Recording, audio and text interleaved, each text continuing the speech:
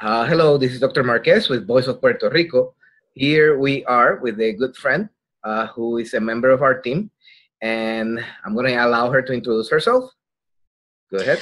Hi, I'm Marién. I am part of Voice of Puerto Rico, and I live here in Washington, D.C., although I'm originally from Guaynabo.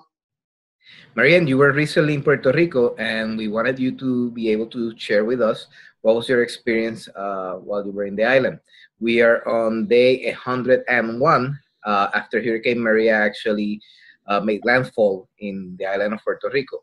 And we've interviewed several people in the last 2 days who all have given us a similar message. Things have not gotten better and things are not back to normal. So we wanted to hear from you firsthand on your firsthand experience of you mentioned having been in Puerto Rico about 10 days, 11 days. Yeah. What was your experience while you were in the island? And I'll just let you talk freely. Thank you. So I was in the metro area, so I was in Guaynabo and would travel back and forth between Caguas. And my experience of the island is that it's still unbelievable, like how little it has progressed. Like if you talk to a lot of people, they'll tell you, oh, it's so much better than it was. And that's true because immediately after Maria was really bad. But from a trauma perspective for me, I just see all of the little things or big things that are still there and how that's impacting the people. Like the posts that you see, like that are tilted like above people's houses because the electricity still hasn't like been fixed. And just knowing that one day that could fall on their house or on them as they're walking outside of their house. My dad got like electricity about 8 days before I arrived there. And I stayed with him Christmas Eve and we woke up to no electricity. And by the time that it came back on, then the water was super chlorinated, which is just, it's not healthy. Everything is harder. Everything requires going and making lines everywhere, and everything just takes double the time. It's just anxiety provoking.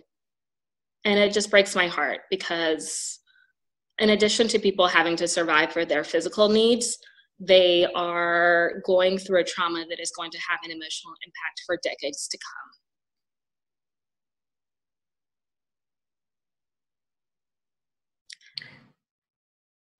It's very hard what is going on through the island, and it's even harder to hear people here in the mainland sometimes say things like nothing is happening there anymore. Things have been resolved.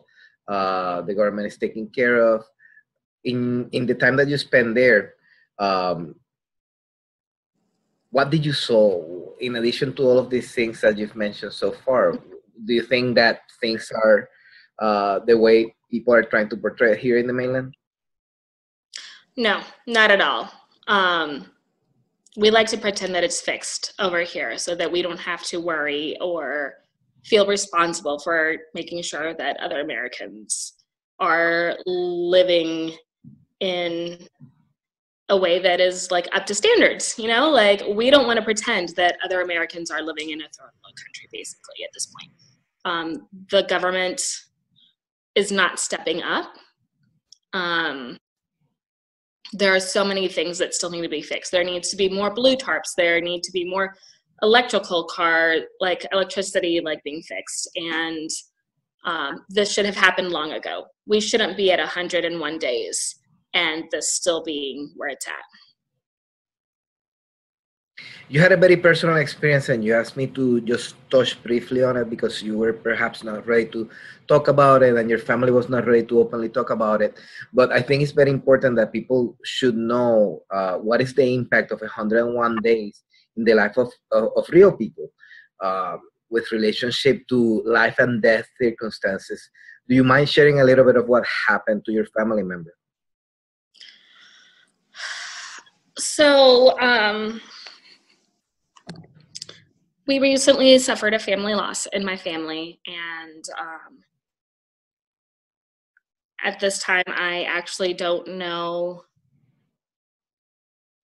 I don't know that it needed to happen, you know? Like, my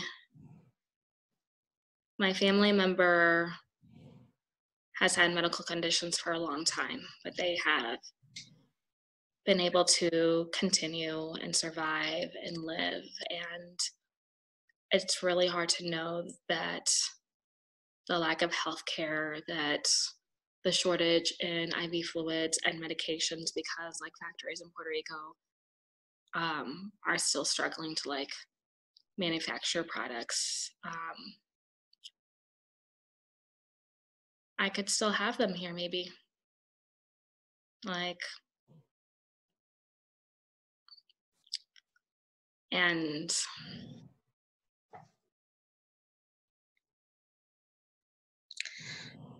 there's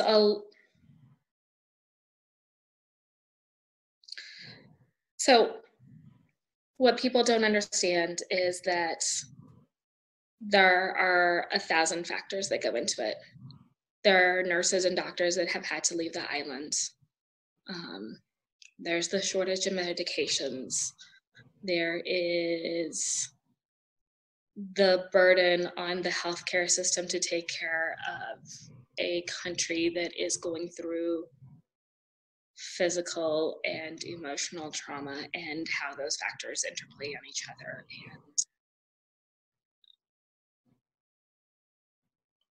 And I know it's just not fair.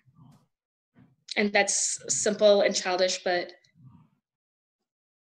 I should still be able to have them, or at least know that if they're gone, it's because it was their time and not because we're not stepping up for our country. So.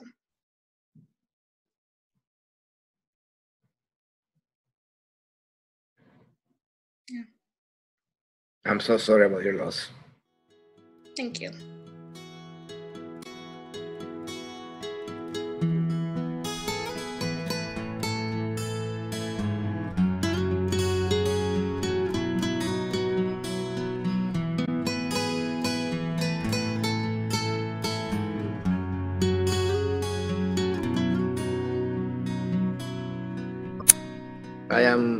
I'm really happy to have been able to share this moment with you.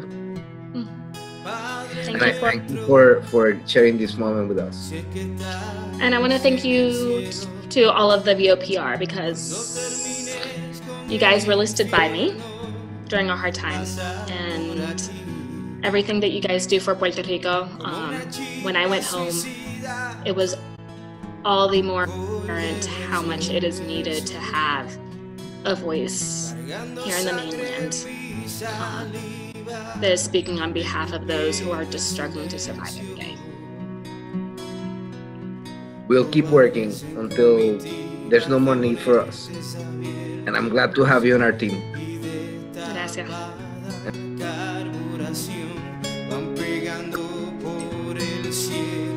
Marcando la goma en llamas sobre brejas de desilusión. He conversado con las luciérnagas en la avenida y argumentado con gargantas que se funden en gasolina.